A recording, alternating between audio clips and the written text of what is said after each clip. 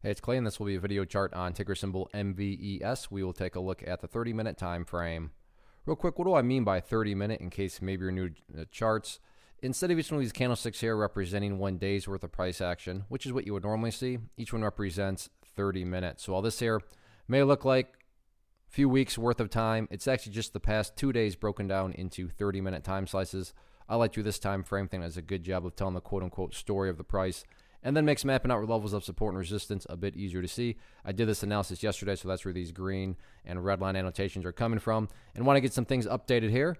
First off, the chart is still perfectly fine. Now, yeah, sure, there is a little perspective that goes into that. I mean, if you're a day trader and you bought right there and you wanted to sell within 20 minutes after buying, then yeah, for you, the chart looks pretty rough. But from the big picture of things, sure, there was a pullback here.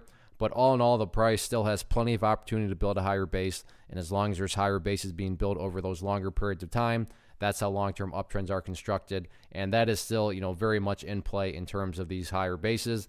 In fact, the levels that I talked about yesterday, both 006 and then 005 down there, weren't even really close to being tested today. So that in and of itself is a nice little sign. And with that, I'm also going to do a little house cleaning here. And with that, I'm just going to go ahead and delete these lines out of here. And we're really just going to apply the KISS method to the chart. Keep it simple, stupid. And to do that, we're going to use a purple line here, this 50-period simple moving average. So going forward, if you're saying, Clay, how do I gauge the strength, the current health of the price movement? Simply put, watch that purple line. As the purple line moves itself higher and higher, as long as the price stays above it, then the overall chart is fully in the bull's favor. So again, just a very straightforward way to do it. Ideally, yeah, if the price can stay up above those other green lines that I just deleted out of there, that would be great. But from the grand scope of it all, stay above that purple line. And as long as that's the case, then the bulls are in control 100%.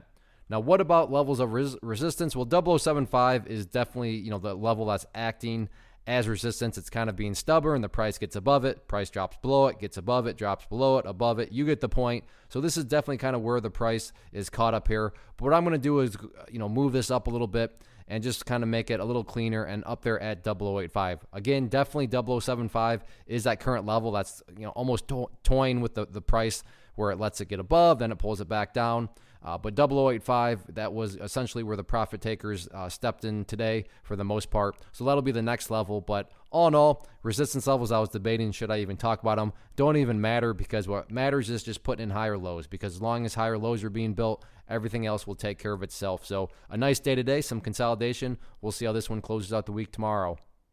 One of the biggest questions that I get is, hey Clay, how do you find the stocks that you trade? So what I've done is put together a free resource guide where I talk about the tools that I use to locate stocks that I find interesting and think may have potential. So if that sounds like something that could add value to you as a trader, then click on the image that is up on the screen right now and I will email you the guide. The guide itself is very short and to the point, and best part, it's completely free. Thanks for watching the video. Let me know if you have any questions.